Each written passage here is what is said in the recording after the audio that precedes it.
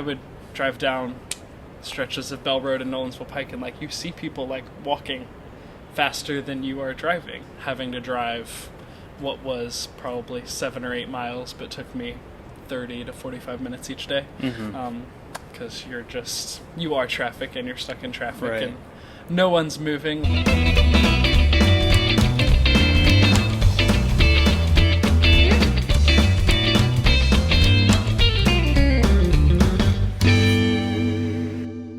Welcome to Car Free in Tennessee.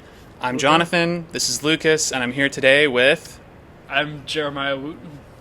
Thanks so much for being with us here today, Jeremiah. I'm so excited. Where are you from, Jeremiah? I grew up in Franklin, just south the suburb of Nashville. What high school did you go to? Franklin High School. Franklin High School. Yeah. And how did you end up further north in Nashville? Yeah. I guess northeast. Well, I went off to school in Missouri and then moved to Murfreesboro. I got a job. My first job teaching was at a school right off Nolensville Pike, really south towards the county line. The year after that was like I really want to live in Nashville. And I was starting to be like, this was during COVID too. COVID kind of radicalized me in a lot of ways just because I ran through my Netflix queue quickly and then started watching a lot of public meetings and just you went straight from Netflix to watching public meetings? Yeah, to Metro Nashville Network on YouTube. That's a pretty intense transition in your entertainment preferences. Well, a lot of that is because of Twitter. Sure. Got me involved in local politics, and so started engaging in a lot of that, and really got plugged into a lot of things like the strong towns and different advocacy avenues, and a big piece for me was also the climate piece of things, and looking at, like, for most people, their single biggest contributor to carbon emissions is transportation, whether that's, cars or planes or all the ways that we get around. And so that really made me think about, like, how can I live more sustainably in that sense. Sure. And so I moved up to Antioch, kind of just up 24 from where I was, and stayed at the same school the next year. And was having to drive what was probably 7 or 8 miles, but took me 30 to 45 minutes each day. Because you are traffic and you're stuck in traffic, right. and no one's moving. I would drive down stretches of Bell Road and Nolensville Pike, and like you see people like walking faster than you are driving, and yeah, it's crazy. Those things start to click. And do you typically bike? Yeah, it's enough away from transit that it's not really much of southeast Nashville isn't really accessible by transit. Like there's the 55 and the 52, so that's Nolensville Pike and Murfreesboro Pike. If you're anywhere in between, you really don't have access to anything. But isn't there going to be a new crosstown route with that new like transit hub in that area? Allegedly, at the old mall? So there's funding, or like partial funding, to build a new Hickory Hollow Transit Center at the Global Mall site.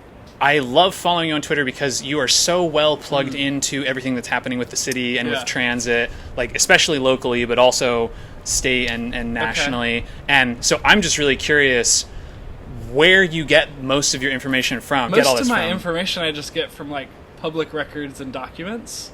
It's primary source guy. It's amazing how much information is just in PDFs on databases.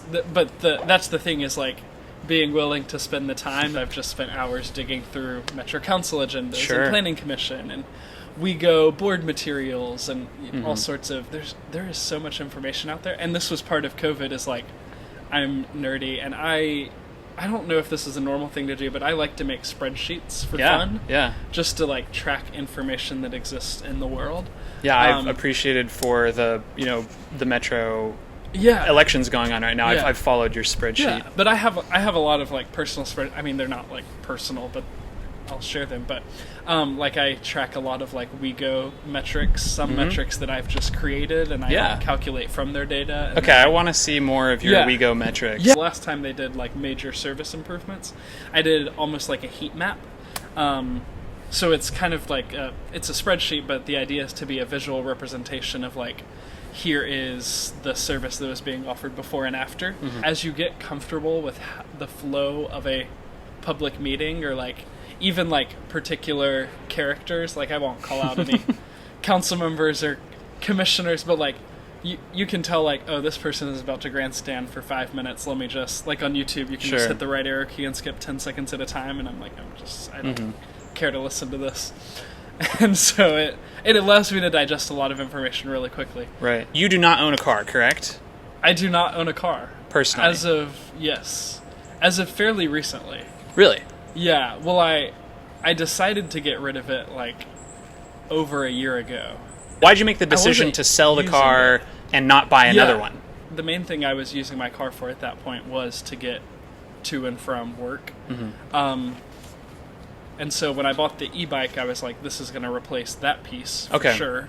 So the e-bike was the car replacement for you? Yeah, but I was still hesitant about, like, oh, if it's raining, maybe I'll want to keep the car. So that's why I kept the car for so long. Well, it was after I had my first wreck on my bike, and still was like, I still want to keep doing this because it wasn't a big deal.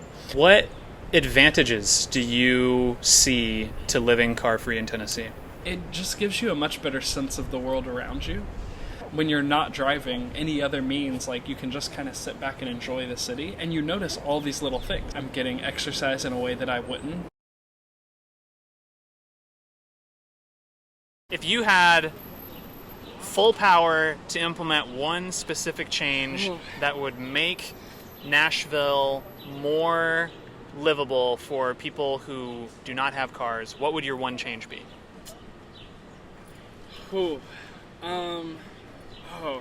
I mean, like, selfishly, I want to say the Murfreesboro Pike, like Route 55 BRT, priority lanes downtown, bus only lanes downtown, and the like Sobro transit hub, like, not forcing everyone to go to Central to transfer. High in the sky, if you are the omnipotent God Emperor of Nashville and you have all of the money and political force at your disposal, would you put light rail everywhere? Would you build the tunnel and do an actual heavy rail metro through Nashville? I'm a big fan of elevated. I mean, you look at, like, a lot of the recent big rail projects that I think of, like Hawaii's, like, automated. Yeah. I think it's elevated metro. I think Montreal just opened the REM. Like, it's automated, it's elevated. I think that's if you can fully grade separate, which in cities is much easier to elevate instead of bury. I think it makes it so apparent. Like, it's not, I mean, you go to New York and you know there's the subway everywhere. You go to DC, you know there's the metro. But, like, in a city like Nashville, tunneling everything buries it. And because we don't have a culture of transit, I think you don't want to bury your transit. Is that something that people have ever talked about in Nashville, is doing elevated? No, because it's not feasible. Yeah. Even though it's cheaper than tunneling, I would say. I mean, I don't know if that's true or not, but I think in general it is. I love Charlotte's Blue Line rail corridor because, at least along the whole southern portion of it, I don't think it's continuous on the northern portion, but it's the light rail line with these huge wide greenway trails on both sides. And so it's so easy. It is a corridor without cars. I would love to see in Nashville. What message do you have to other people who are living car-free in Tennessee? I don't know if I have a message because I want to learn from you. Sure. I have questions for other car-free people. What questions do you have for other people who are living car-free? Yeah, I mean...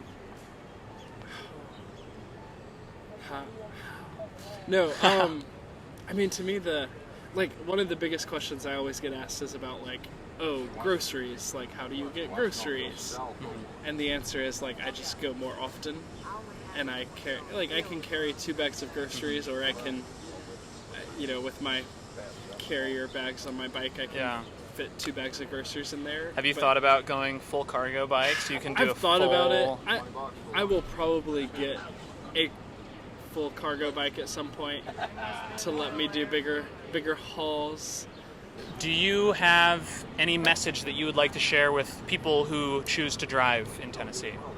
I think that phrasing is kind of it, is the, like, recognizing that it is, like, every time you drive, you're choosing to drive. And there are times when I choose to drive. Like, there are times when that is the right choice to make. But, like, it is a choice. I think so often we come from this default of driving. And oftentimes it's not even a default of driving. It is, like, the only way is driving. There's so many levels where it seems like the city itself that funds transit hates it, right? And doesn't even want to talk about it, doesn't want to acknowledge it.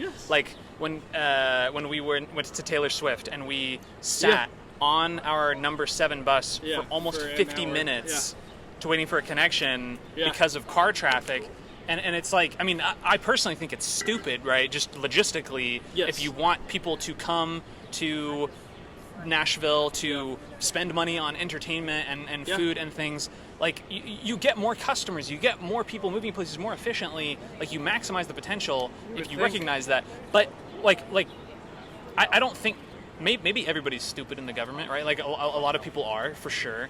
But I think a lot of it is just ignorance. I think a lot of it is lack of understanding, and that is like 90% of why I'm making this channel, is just so that people are aware that the bus exists. And no, it's not world class gold standard BRT, but lots of productive people use it for their lives, and it is a choice that a lot more people have than realize.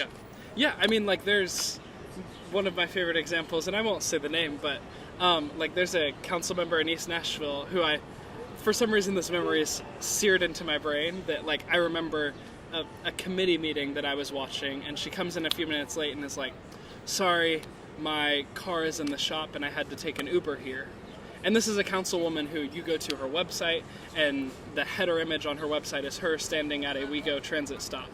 And she is constantly talking about transit on Twitter and Facebook and everything, and she lives within walking distance of a transit stop on the 56 with 10-minute frequency all day long. And when her car was in the shop and she needed to get to the courthouse, that they're, like, literally the bus stop on the 56 is closer to the courthouse than parking in the parking garage underneath. So many people don't even consider it as an option, or they consider it as an option, but it's not an option for me. And the only way to get it to connect to them is like, oh yeah, when I go to the symphony, I hate having to wait forever in traffic to get out. And it's like, so if the buses move faster, maybe you would use the bus instead. Well, I think that is true. I mean, I think that like Nashville is, even compared to the rest of the United States, so car dependent. The culture is so focused on the car dependency, and it's really tragic because you've read the Nashville's streetcars and interurban railways. Nashville used to be a leader in streetcar infrastructure. We used to have 19 streetcar lines with areas that had 2-minute headways. I mean, it's just crazy how much faster so many people got to where they were going in streetcars. They were going 25 miles an hour compared to cars now. Like, we have, I know that I don't have to convince you of this, but I think a lot of people do not know our history and do not know that we had a better transportation system a century ago, and it's just, it's really aggravating. And much so cheaper. I mean, you had to learn how to drive.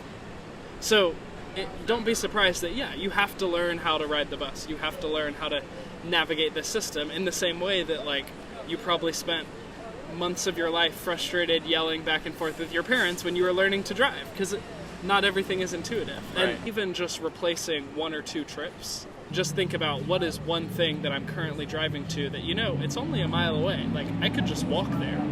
I don't have to, if I go every Friday night to this Mexican place, like, I could just walk there instead. And it's probably better after I have 2 or 3 margaritas to walk home instead of drive my car home. Like, absolutely. Thank you so much for your time, Jeremiah. I really appreciate it. I hope I gave you something to work with. I feel like I talked forever. I think there's plenty.